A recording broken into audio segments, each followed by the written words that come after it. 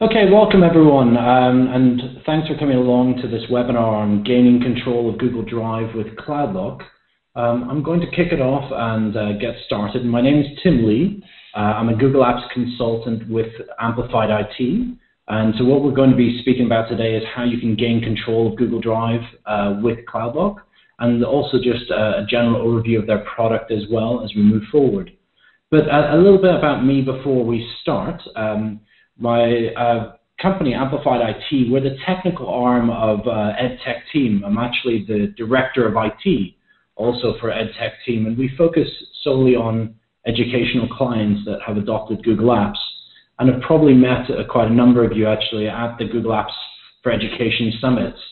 So this year alone, we've had about 30 or 40 Google Apps summits across the globe, and that's growing, that number, and it's built a great community around Google Apps for Education. So everywhere from Singapore to Virginia, all the way across over in San Francisco. And so the summits themselves has built that community, and from that community, we've also built some of our products that we offer our clients. And one of those is the Google Apps audits, and something that's gained popularity in the last year or two. And what we do is we actually review your dashboard and review the settings and the way that Google Apps is used within your school. And then what we do is form a report, which is about 40 or 50 pages long, which gives you a roadmap of where you should move forward and what changes that should be made. So the kind of four areas are infrastructure that we focus on, and that's the settings in your actual Google Apps dashboard. We look at the operation and gap management, i.e. how you create users and also how you manage Google Apps day to day. We focus on instructional and administrative applications. So that's adoption and usage stats. But then one of the biggest pieces of this jigsaw with Google Apps is the security and compliance. And that's where CloudLock has certainly raised its head in a lot of different reports that we've been dealing with over the last couple of months alone.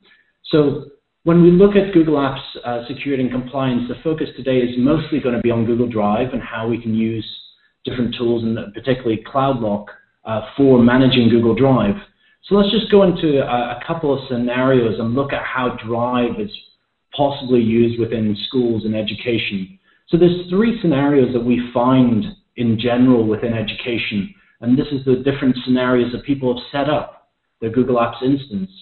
We do have number one, which is obviously the open single Google Apps domain where staff and students run from the same Google Apps domain.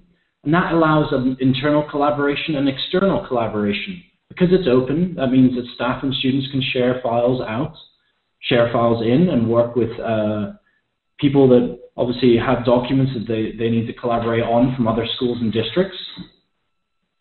But one of the key things that comes up here is the lack of control and visibility of data on Drive. And that's something that causes an issue for people, especially as we're moving more out onto Google Drive.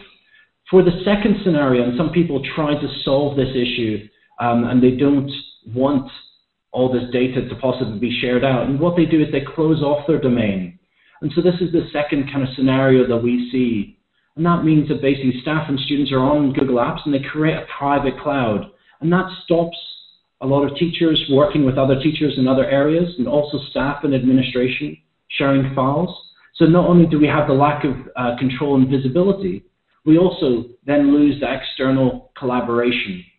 So the third scenario that a lot of people set up, and it's a complicated one, is staff on one domain and students on another. So obviously that gives the best of both worlds for staff, being able to have internal collaboration and external collaboration, while students simply just have that internal collaboration, i.e. they can only share with other students within the domain or users within the domain. But we still have that lack of control and visibility on Drive. And also what we'll find is that we actually end up, because our students need to collaborate with our staff, we end up creating their accounts on our student domain. So in essence, what we're doing is we're creating an environment where staff may have to have two accounts to manage documents effectively, and they'll have to manage those accounts. So when we're going through and looking at those different scenarios, the same problem exists where that lack of control and visibility on data on Drive is something that's on everyone's roadmap, no matter which way that you deploy Google Apps and which way you've got your domains set up.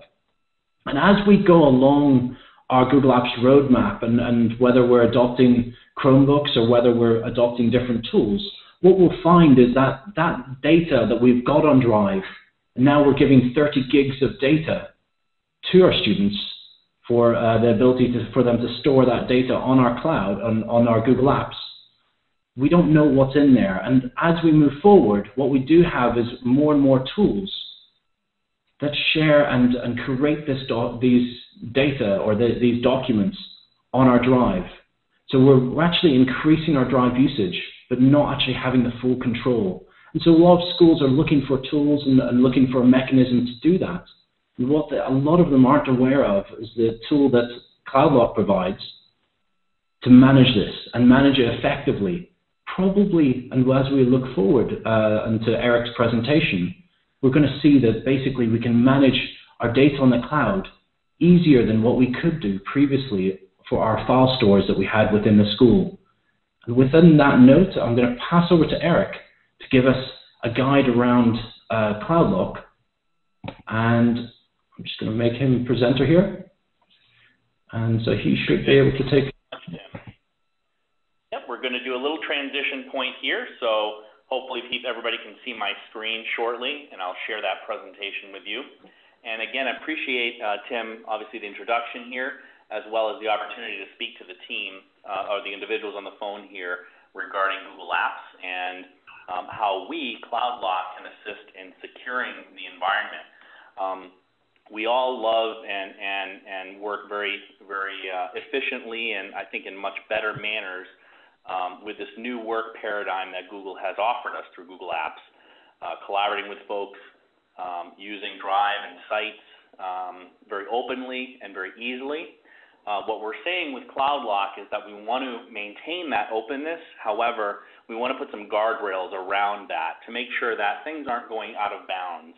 We don't have sensitive student information that's maybe reaching areas that it shouldn't be reaching.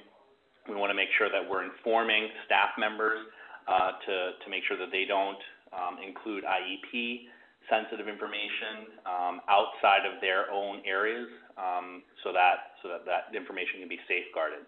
Those are the types of things I'll be talking about on today's call. I want to do very quickly an introduction on who we are, CloudLock. We are the largest, fastest growing ISV in the Google space. We have over 500 customers, and we have a significant amount in the K-12 space.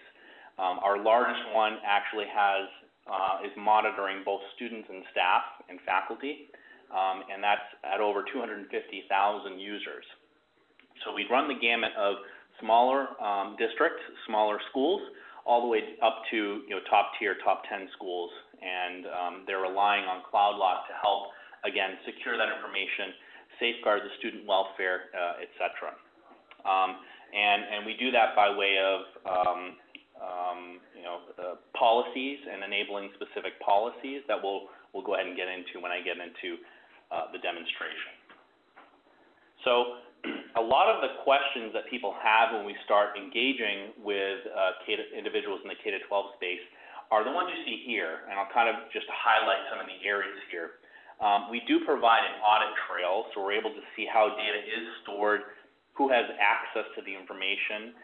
Number two, we can control that sharing, right? So if we have students that we don't necessarily want to be sharing outside of the school's domain, we can go ahead and monitor that, detect it, and then take action, remediate that, maybe speak to the student or speak to the teacher or principal if we need to do that. We discover all of those exposures, very sensitive data like social security numbers, student IDs, IEP information, and we can go ahead and remediate that right away.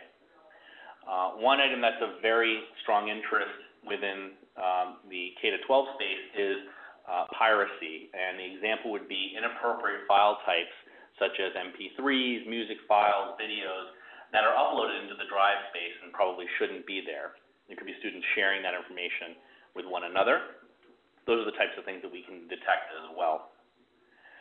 we get into sort of the awareness side. So how do we both manage permissions and also make users aware that they shouldn't be collaborating in that fashion? We can go ahead and send out emails by way of policies that we set up. I'll be showing that in our live demonstration as well. And then beyond the Drive space, so we're strictly, to this point, we've been talking about Google Drive and how people collaborate in the Drive space. We're also interested in looking at how third-party apps are being used and connected to our district, for example. There's a lot of great third-party applications that are great educational tools, that are great teaching tools. However, there are a lot of applications that are non-productivity tools, potentially even malware. And you can kind of think of these third-party apps as another entry point into the domain and another area, another collaborator, if you will, that we want to go ahead and watch for, and as necessary, take action, and if we need to, cut off that access. So as we're going through the demonstration, just highlighting these key areas, what I'm going to be focusing in on specifically is a lot of the core use cases we see in the K-12 space. And we have sort of our top 5 policies we typically work with many of our K-12 customers on that are of most interest, things including things like objectionable language. We want to make sure that students aren't using foul language in documents. We find that this is another communication channel that many students think is hidden, kind of under the covers and nobody can see it. We can help bring that to the surface. And again, that goes to sort of the welfare of the student, making sure that that communication doesn't happen, or we're able to promote that it's happening to the teacher, to the principal, superintendent, etc. Some other policies in place include some schools do not permit students to share outside of the domain. However, the domain is open and collaborative, so you would want faculty and staff to share external to the domain. So you can have kind of the best of both worlds by allowing certain individuals to share externally with contractors, with outside, city employees, for example. However, you may not want the students to collaborate in that manner. Another policy that is very important is exposing assets publicly or domain-wide, specifically tied to student records. So number 3 and 4, staff or individuals sharing student record information, GPAs, transcripts, other student ID information. Those are things that we can start to capture. And then finally, IEP policies. Those are very important, very sensitive information specifically to parents that they don't want, resonating out further than the areas within the school that should see that type of information. This is a sample of the most popular policies that we see in K-12. Certainly within your own district, you may have certain policies that you'd like to enable, and we can certainly assist with that. Okay, so I'm going to go ahead and swing forward, and we're going to be taking some questions at the very end of the demonstration, and you can go ahead and write those in the chat window. Some people may be doing that already. In the meantime, I'm going to go ahead and swing into my demonstration so we can walk through some of the live views of what CloudLock can show. So everybody should be able to see my dashboard view. And what we promote in this dashboard view are a few things. This is focusing strictly on the Google Drive space, so Docs and Drive. We can also surface this information for Google Sites if that's been enabled on your domain. At a very, very high level, we can show you what assets are consuming that drive space. So we get a breakdown of all the native Google format documents and spreadsheets and presentations, as well as breaking out PDFs and everything else. So those are what we term as non-native files, which are inclusive of images, videos. If there's any Microsoft Office products, we can see those uploaded here. And that comprises the entire drive space for your district, for your school system. And we can see that across all of the users in your scope of access. So we can drill down and start to see all of the users, how many documents that they own or have access to, as well as sites. And then we start to dip into the more security end of it. how are these assets being exposed to other individuals inside the domain or external to the domain? And that's what we're highlighting here, and I'm going to dip into that a little bit further. One other view that we have is, so Google provides you that ability to store up to 30 gigs of storage within the cloud, and we can go ahead and start to see how individuals are consuming that drive space. So you may have individuals that are bumping up against their storage limit. This will give you a sense of how close they are, and if there are any assets in there that can be removed so that they can reclaim some of that storage space. So I just spoke about sort of the foundation of what CloudLock can provide at a base level within Google Drive. What we do is start to break out the noise and whittle it down to how assets are being exposed. And we do that in three different manners. If you have public sharing available, we'll go ahead and highlight that here. These are documents that are readily available for anybody in the world to access, and they don't necessarily need to have a login to do that. We can also dip down into how those documents that are explicitly shared.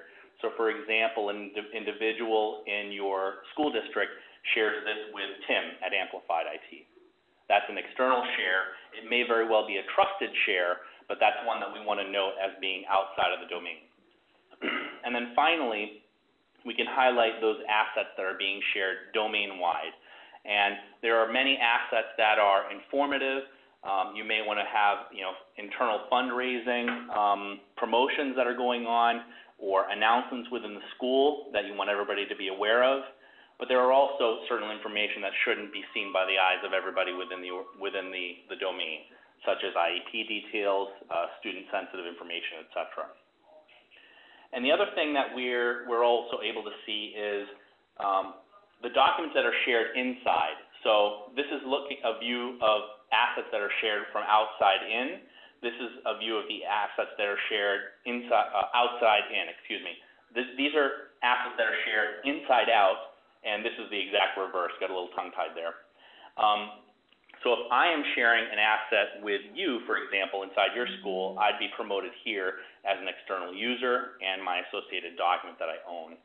It's very important to get a sense of those assets and what's contained within, because there could be sensitive data in there as well. And of course, it's externally exposed because I would be the owner.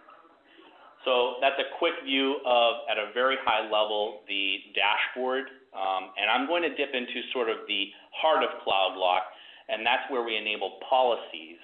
We talked about some of those top-tier policies and enabling those rules for which we want to extract specific information. Because over time, you're going to have tens of thousands, hundreds of thousands of documents. And to be able to manage that, you need a system such as CloudLock that's going to be able to automatically view the data of interest to you. So for example, we can go ahead and establish several policies of interest, things like student welfare, inappropriate language. We had talked about a couple of those earlier, an IEP policy, or even looking at student social security numbers. So I'm going to go ahead and drill down into how we break out and how we create one of these policies. In this case, I'm defining the policy to highlight within documents across the entire organization, so across the entire school district, for example. I'm interested in seeing any documents that contain an SSN, period. So that's my policy that I'm very interested in. We have the ability also to layer in other options, other criteria. I'll walk through some of those here right now. I may decide that, I'm only interested in looking at documents that the staff has generated, not necessarily faculty or students, but the staff, that are exposed in a certain manner, so exposed publicly or externally, maybe that contain certain keywords like student ID. So that kind of layers in different options, different criteria, so that we can focus in on what is of most interest within our policy. So once we layer this all together, now how do we act upon this? There's several things that CloudLock can do. We can flag the information right away. I'm going to show you what some of that output looks like shortly. We can also begin to inform. So we can go ahead and notify the data owners. We can notify that staff member that he or she had shared a document inappropriately or it contained sensitive information that they need to go ahead and remediate. We can also just notify ourselves as administrative staff within the school system so that we can go ahead and tell the superintendent that he or she should review this information. This could contain information that is affecting the welfare of a student, and therefore they may need to reach out to the parent and what have you. And this is all documented, all audited, so that you can go ahead and take the appropriate action. That output, that notification, looks something like this. So for example, if I was alerted of a student welfare policy, this is what the note would look like. You can completely customize it. Everything I have highlighted here on the screen is customizable, and you would begin to inform the user, if you're reaching out to the user, to take steps to remediate that. Okay? So we're basically saying, we violated a policy. Please take steps 1, 2, and 3 to come into compliance. And here we're highlighting a specific document of interest that was under violation. So the great use of this is that you're now putting the onus back onto the data owner, and this could be the staff member or faculty member, so that they can now remediate. IT isn't saddled or burdened with decisions to make. The user's doing that, but you've also started to educate the user so that they're more comfortable and can adhere to the policies the school has in sharing and collaborating. Additionally, we can promote this information into their own Drive space. So we have the ability to flag within Google Drive any documents that violated that policy. And so what that looks like is, if I'm a user and I'm going into my Drive space, I have a breakout of all my policy violations, and specifically the ones that violated that Social Security policy. So now I've taken what may have been 500 documents that I own and condensed them down to ones that I, as a user, should focus in on and correcting if they're in violation of a policy. Okay, so that's the input of creation of a policy, and you can see the different layers and things that we can do to set up a policy. What I want to show you now is the output. What does the report look like? What is the information showing us? And so that very same policy that I stepped through, Social Security numbers, I see that 7 users had violated that policy across 11 documents that they owned. So now I can drill down into this filtered report. I'm simply looking at the policy filter for K-12 Social Security numbers, and I see my 11 documents that were in violation. You'll see the document types, the file name, and who owns those documents. If we're broken out by organizational unit, which Tim can certainly help you in setup of organizational units within the Google space. And then the more security focused or security side of this, who is sharing this information out? So Chris is sharing this with 6 other individuals within my school district.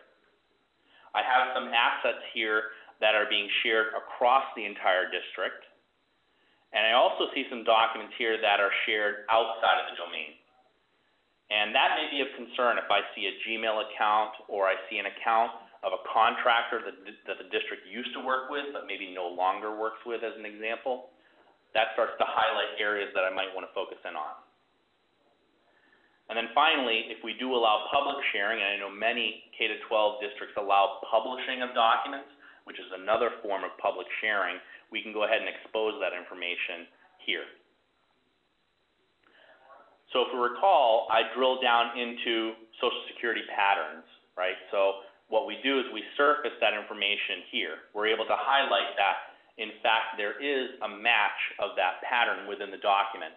So CloudLock allows you to dig down into the content and be able to surface this information readily, so that I, as an administrator, can either take action, I can view the document.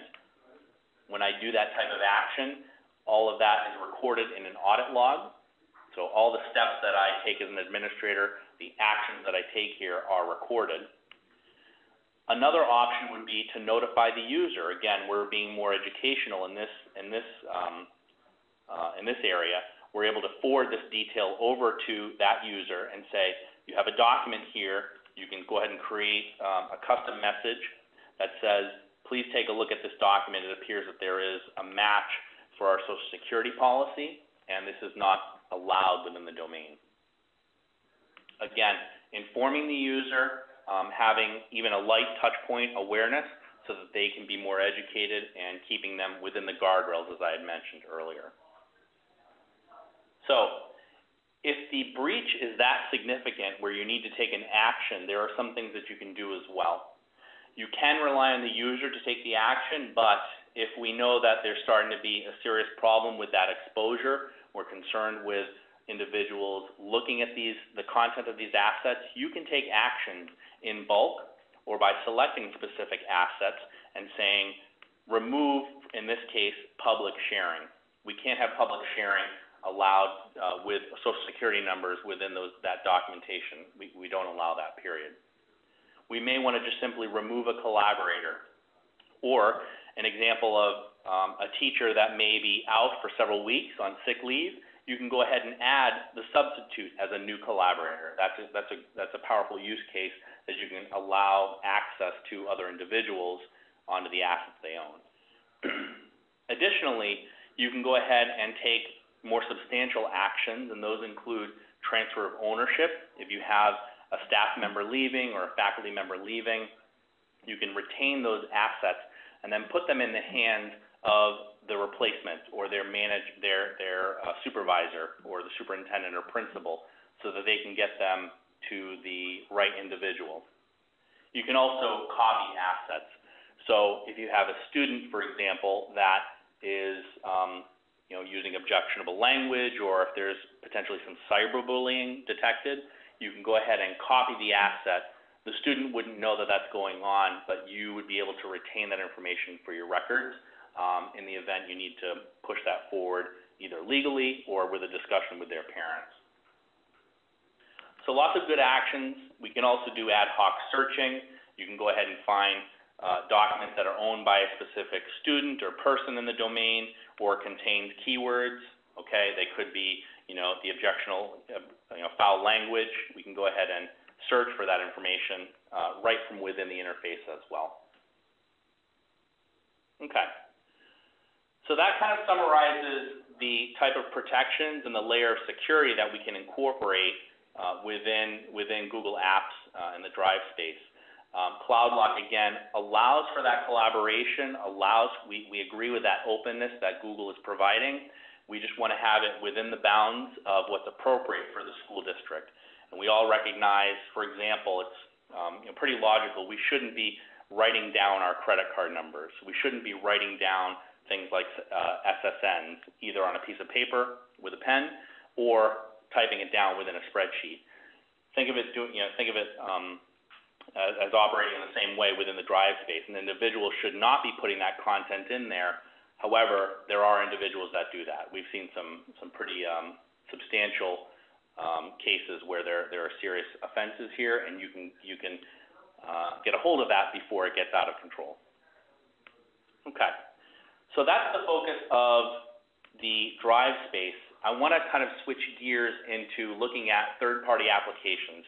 If you recall that list of 8 questions, the bottom of that list was focusing in on third-party applications as sort of another collaborator within the Google domain.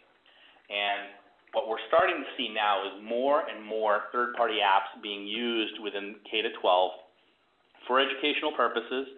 A lot of good promotion for good utilities that are out there on the internet. However, when we enable these applications, we do need to heed some caution because they have a level of access now that we may be concerned with. They're accessing the domain in manners that are a little bit different than the way a downloaded application on a server operates. And what do I mean by that? These are cloud-based applications. An example of one could be a solution like Podio, but you can parallel this to a game as well, like 8-Ball Pool or Angry Birds even. I'll give you kind of a personal use case. I have an iPhone, And on my iPhone, I listen to music on Spotify. I enable my listening or logging into Spotify by way of my Facebook account. So I'm basically logging into Facebook to gain access to Spotify. But in order to do that, I authorize Spotify to gain access to certain things within my Facebook account. And that includes things like my friends list, the events I'm going to, my calendar, etc. You can make that parallel into the Google space, so your district's ID can be used as a login. So for example, I'm into this third-party application called Podio, and I have an option to log in with either my Facebook account, my live account. I could create a Podio account, but you know what? I don't want to learn or retain another password and login. So instead, I'll use my district's account. And when I do that as a user, I'm prompted to authorize access for Podio to take a look at my profile details, my public profile, my photo, my birth date and gender, etc., viewing and managing my contacts, my calendar, and then a very deep level of access into my drive space. Podio wants permission to download any of my documents, create, move, copy, edit, or delete any of my documents, or even share or unshare documents in Drive. Now, I want to highlight that this is not a Google issue. This is a technology called OAuth that allows this sort of open access, open authentication. And every major vendor, like Microsoft, like Facebook, has the ability to leverage this technology for easy access into these third-party applications. The good thing about Google is Google has many great productivity applications, and layered on with CloudLock on top of it, we're able to show you what applications people are enabling and give you insight as to what those look like in your domain. And this is what it looks like. So we're basically promoting all of the unique applications that a user has enabled, and any user can be doing this on their mobile device, on their district-provided iPad, for example, on their home PC, where applications have been enabled in the domain. We can see that across all the students and the faculty and the staff, as well as administrative staff that have a level of Google admin access. And we highlight those two differences is because a Google admin has a layer of access that's much deeper into the domain, and therefore, if you're passing your credentials over to that third party, the potential risk is much higher. And what we're able to provide is a listing of all those applications. I'm going to go ahead and drill down into all of the applications I once had enabled here. You can start to see there are clear non-productivity tools, games that may not be educational. They may be strictly just something that a student wants to play with, for example. And we want to go ahead and take action potentially on that. So we can see clear gaming applications. We can also see the level of access that those applications have. And this is really important because we're able to isolate the depth or the reach of that application.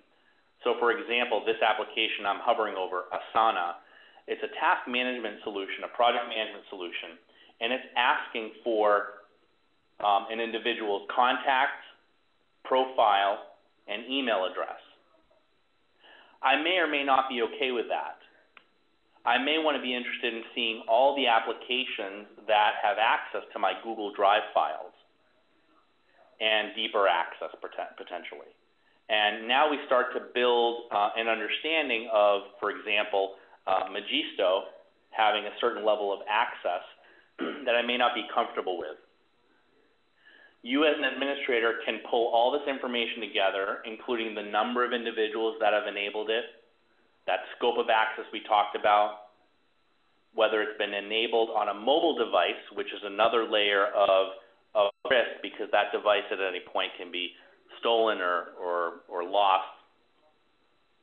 Coupled with our community trust rating, and you kind of think about this as, And when you're ordering items on Amazon, for example, it's the shipper trust rating. So do you trust that shipper, the vendor? This is sort of a rating system of the applications where we can start to see other individuals within the CloudLock Apps Firewall community and how they've perceived this application. In this case, they've said, Lucidchart is a very trusted application. It's very trustworthy. It's educational. It's great. We should promote that as a great application. On the other hand, Magisto is not a great application. This is something that we may want to consider removing from the domain. And you have that option now. You can go ahead and drill down to start to see the individuals that have enabled that application. You can even see what a specific individual has enabled, all the applications he or she has, and then now you can take your action. At the user level, you're able to go ahead and notify the individual that they should take an action and remove the application. Or if it's bad enough, you can go ahead and revoke that application yourself. An example of where you would want to take an action and revoke an application yourself, maybe in the scenario of Evernote, where there was a password breach maybe 6 or 8 months ago. Living Social, this past spring, 50 million accounts were compromised. You could, in one fell swoop, take an action on that by revoking the application and making sure that it doesn't have any tie, any connection to your district's Google domain.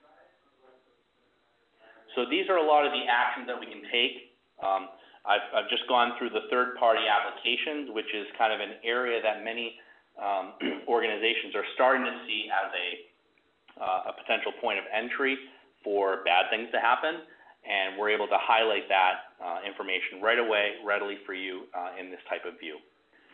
Coupled with the Drive and Docs view, you now have a holistic picture of the Google space and how people are collaborating, how they're leveraging third-party apps, and you have the comfort level and the confidence that people are using the system and adopting it well, but using it within the bounds that you define. So I think that covers the main points that I wanted to run through. I'll open up the floor to see if there's any questions. You can go ahead and chat those within the WebEx meeting chat window. Tim, I don't know if you wanted to add anything else as well. Yeah, I think that the idea and the concept around Drive, and if you don't mind, just for 1 second, just clicking on the users there. I think this is something that always amazes people, is the fact that we can click on that and instantly we're seeing all of our users. And what we can do, if you don't mind, Eric, as well, is just clicking on the owner tab and just sorting those up at the top, yes. So what we can see is also you can use this, and this is one side of CloudLock that they probably won't advertise through their sales pitch, is more along the lines of it can be used for training and also identifying your key users of the actual tools themselves. So you can actually quite easily go into here and identify who your key users of Google Drive is, or for example, who's got the most sites. And so when you're looking at creating your training programs, then that's certainly something you can do. And at the same time, if we move over there to the right, looking at exposures, if you could go and click on the globe, which is a public exposure, and just sort by that, what we can also do is identify the people, i.e. Kevin in this sense, who actually need some more training and some guidance on how to share out things appropriately. So at the same time, even if you don't have the full policies in place, it can be used as a great tool to be able to identify and look at your domain and look at your Drive content in different ways that otherwise we wouldn't actually know what they had or what they're using in their Drive space. And again, if you don't mind, Eric, just click on, for example, Kevin under the owner, the 234 documents here. So what we can do is you can drill in here and you can actually see all the different documents that Kevin has got and take action on those individually. So I guess the key thing for this is it gives you your Drive management as well. So albeit policies are fantastic and we can actually choose to remediate And that's certainly something that we want to do. We want to inform the user of what they're doing wrong, whether that's a student or staff member.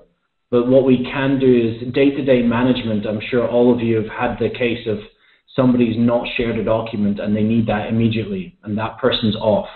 So how do you actually share that document? And again, what we can do here is click on any document and add collaborators, as Eric demonstrated earlier on, or as he's demonstrating right now. So it's very, very easy for you to manage that. And I think that that's one of the key aspects. And if we're using Drive and each of our students have got that 30 gigs of storage space now combined with Gmail, it's what are they doing on there? And also how do we manage that asset and that part of our network as such. And as schools are more moving out to file storage completely out into the cloud for students, we need to make sure that we do have that manageability. So from the questions, I know that one of them earlier on was isolating policies by specific OUs, and I know that Eric talked to that somewhat. But one of the key things that I would point out is that, Eric, would you mind just showing how we'd actually create a policy and actually ban collaboration, you know, or at least set secure zones, which would mean our middle school students, for example, could only share documents with our middle school students. Is that possible, Eric? Absolutely, yep. So we can go ahead into a policy, for example, let's say my student welfare policy, right? And I have the ability to go ahead and I'll go all the way down to the actions where I can automatically remove sharing, external or public sharing, for a violation that was detected for that student welfare. So if we had welfare policy, if we had one or more of those assets that were shared externally, we can automatically take care of that through policy.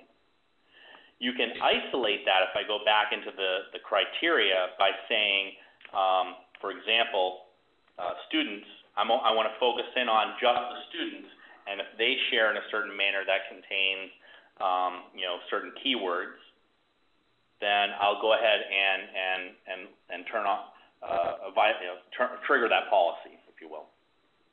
Yeah, and so just a bit further up there, isn't there the sharing criteria, filtered data that meets any of the sharing criteria? So we could actually click on that specified users, if I'm correct, just down the bottom there, and we could say if they share the documents to, you know, a certain OU, then it gets banned. Is that correct? That's right. Yep. Or you can go ahead. So whether that's a domain, yeah. So whether that's a domain or whether that's even an OU within our organization. So then, therefore, high school students couldn't share with other students within elementary. That's right. Yep. Yep. Good point. So you can start to now, if you have layers of you know, if you have that hierarchy within Google, you can start to leverage that, and you can even put policies in place that may be a little bit more broad and loose for your higher students in the higher grades, but maybe more stringent in the lower grades based on, obviously, the age. So I think it becomes an interesting factor that we've now got control, and I talked about the 3 different scenarios that people try and create this control on Drive. And as you can see here, this is a lot easier to use, but then also gives us that control and visibility across Drive in general. But it's also not a complicated tool to use or also to set up. Just out of curiosity, how long does it take, Eric, to set this up and run on the domain?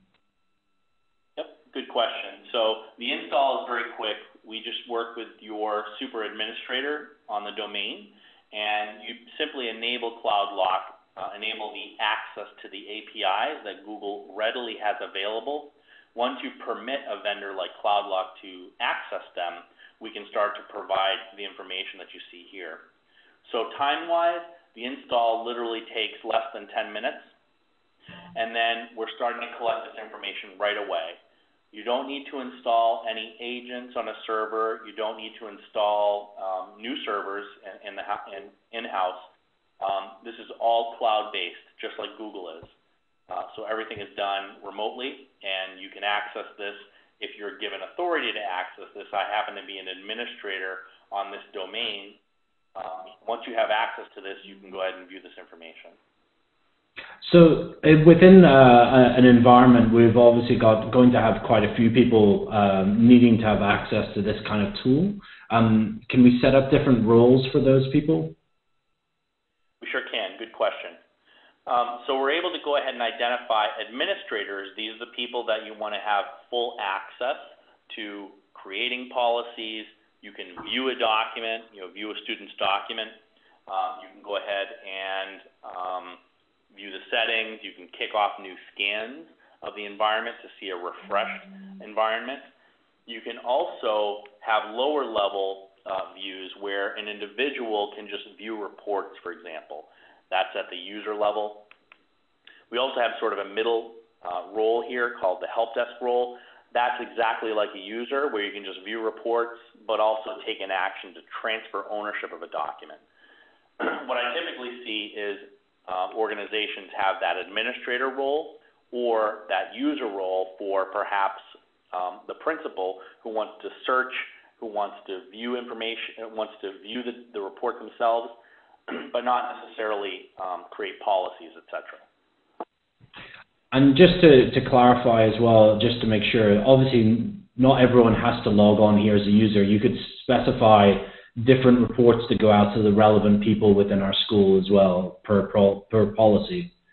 So that report, when it's created, it doesn't need to, that notification, they don't need to be added onto the system or learn the system at all to be notified. That's right. You don't want to give this permission to everybody in the domain by any means. This is only individuals that are responsible from an IT and security perspective. Perhaps administrative staff, superintendent would want to have this level of access. But really nobody else needs this level of access, and they can be informed through those notifications that I had talked about before. Send an email to inform them that you violated a specific policy, and our expectation is that you'll remediate that, take an action to come into compliance. Okay. One last thing for myself, and it's a use case that I've seen quite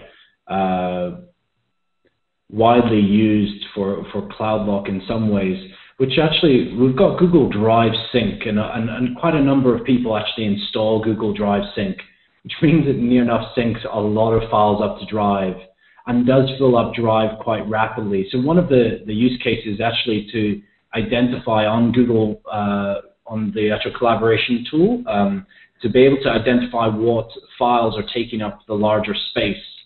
So we could actually go and click on our users here, and we could actually click on storage. Is that correct? Yeah. And we could see that somebody's near the storage limit. If we look up at the top there, I think you've got Gail. Is that correct? And we can actually see what those files are. So if we click on the files, we should be able to see what the storage space, or what's taking up what storage space. That's right. So, for example, if you have high-resolution video, if you've got a lot of music files, things that are perhaps shouldn't be up there, and they're consuming a lot of the space, as you're seeing the vast majority of our 15 gig allotment in this case, we can go ahead and now either reach out to Gail or take an action ourselves and transfer that out of her account because they're inappropriate files, for example, and be able to go ahead and remediate that. It does a couple of things. You can inform her to tell her this is not appropriate, you shouldn't be doing that, but it also then alleviates space so that she can continue to use Google Drive. Yeah.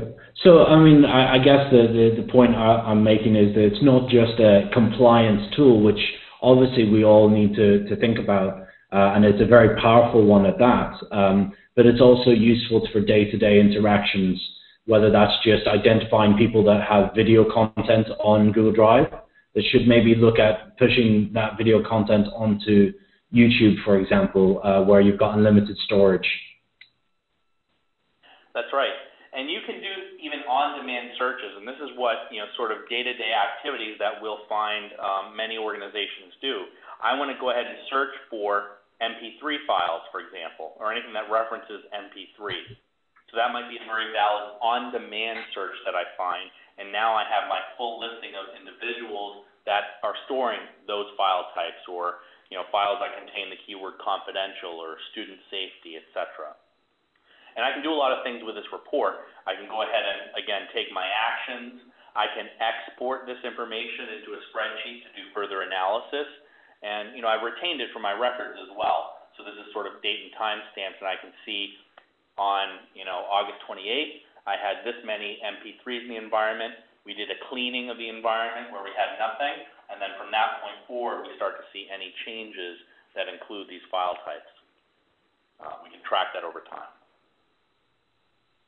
I know that we've talked through quite a different scenarios for people to use it, and I think that one of the things that a lot of people would say is seeing it on your own environment with your own files and seeing the actual tool going through, and it will be an eye-opener for most people, seeing what drive is currently being used, because you've got school policies, probably acceptable use policies, but if you think about it, you might actually have that policy saying you cannot store this type of document or this type of file or do file sharing on our drive. But once you've got the tool, then you're going to be able to see these.